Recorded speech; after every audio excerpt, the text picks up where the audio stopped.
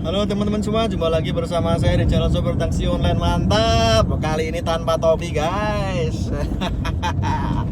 Apa kabar teman-teman semua? Semoga lancar nariknya. Oke, hari ini saya nggak bikin video vlog ngonten trip ya, tapi mau sharing-sharing aja. Di kota Jogja akhir-akhir ini juga teman-teman semua mungkin juga merasakan bahwa orderan di kota Jogja, terutama Gokar atau mungkin akun-akun yang lain juga ya, itu penjemputannya jauh-jauh guys. Ya atau ya? Silahkan jawab sendiri. Terutama yang biasa narik di tengah-tengah kota Jogja seperti saya. Wah gila, masa tarif belasan ribu ya, katakanlah tarif 14.000, 15.000, penjemputannya kok jauh banget ya, bisa sampai 2 kilo 3 kilo ya. Kalau di pinggiran tarif segitu, penjemputan 2 kilo 3 kilo nggak masalah teman-teman ya, karena jalannya lancar dan cepet nyampe nya gitu loh. Nah kalau di Jogja jarak penjemputan 2 kilo atau 3 kilo, nggak usah 2 kilo 3 kilo deh, 1,5 kilo aja deh, itu udah ngelewatin beberapa lampu merah teman-teman ya. Sebagai contoh di rumah saya ngetem di rumah misalnya, penjemputan 1,5 kilo tuh 3 lampu merah saya lewati guys, dengan tarif yang belasan ribu. Aduh,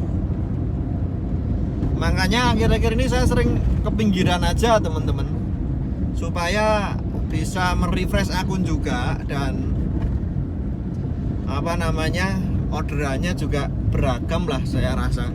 Jadi nggak hanya teri-teri, mungkin ada yang menengah juga. Dan yang pasti kemacetan itu minim kemacetan ya teman-teman. Jadi nggak kayak di kota. Jadi menurut saya di kota itu kebanyakan argo cere, argo teri, argo receh. Ya sebenarnya ada tarif-tarif gede, ada tarif-tarif yang gede, menengah itu ada, kakap ada, tapi kalah sama argo receh yang duluan masuk, yang argo receh. Jadi yang argo tarif-tarif gede itu ketutup sama argo receh. Jadi lebih dulu masuk yang recehan daripada argo yang gede atau kakap. Nah itu asumsi saya pribadi, dan mungkin sama juga teman-teman yang merasakan. Dan yang kedua menurut saya adalah banyaknya driver yang kena suspend ya, entah suspend menit karena kita ngelewatin, atau suspend karena sanksi ya, bisa sampai 14 hari.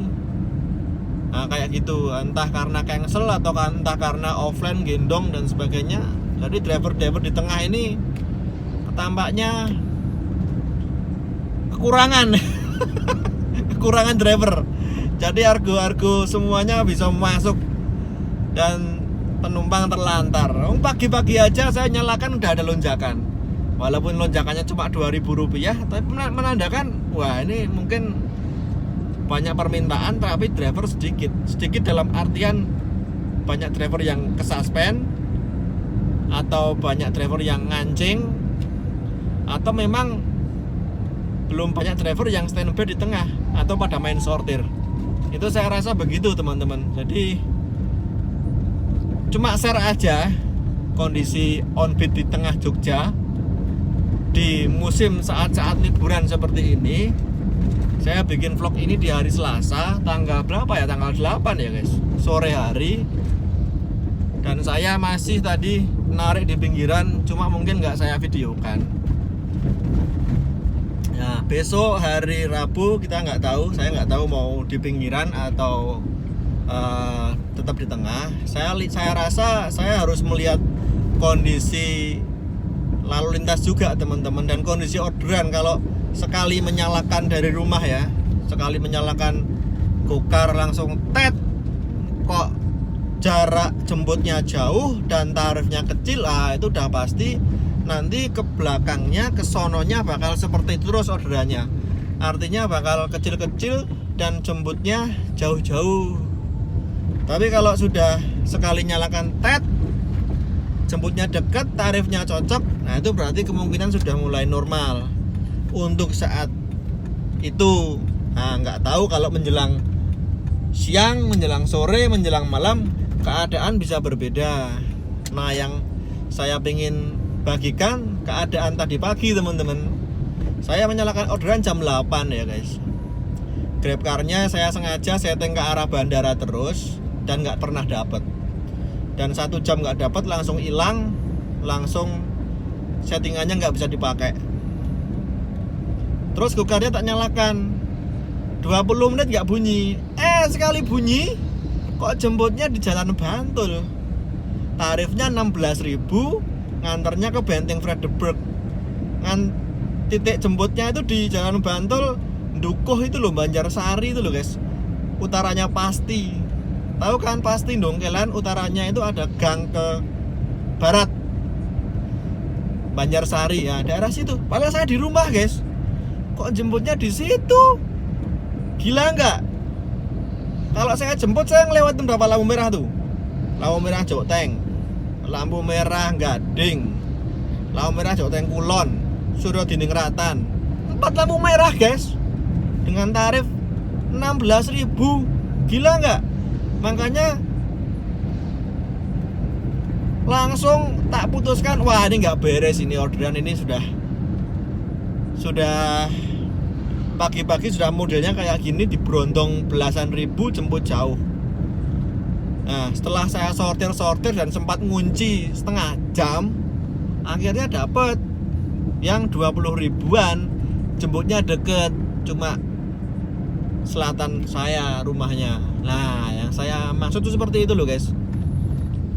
Kalau kita main di tengah, pilihannya cuma 2.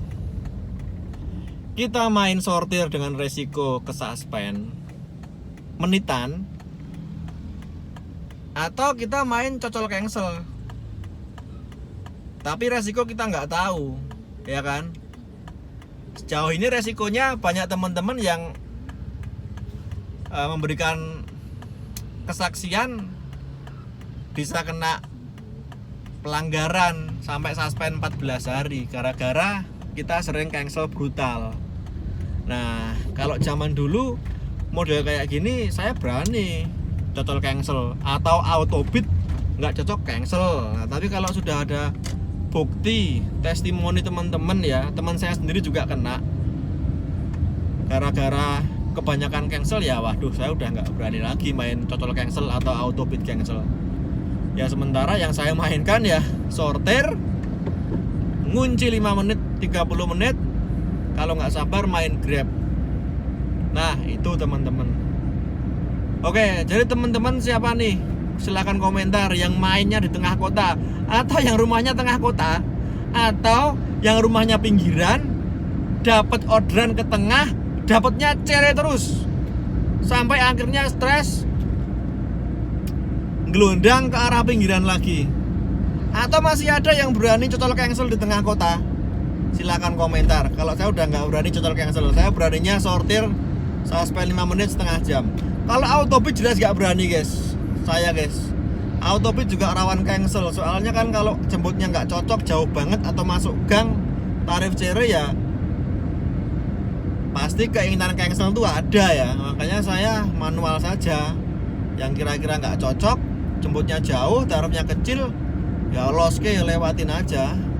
Ya resikonya memang kunci 5 menit 30 menit ya kita main Grab gitu aja guys penggantinya.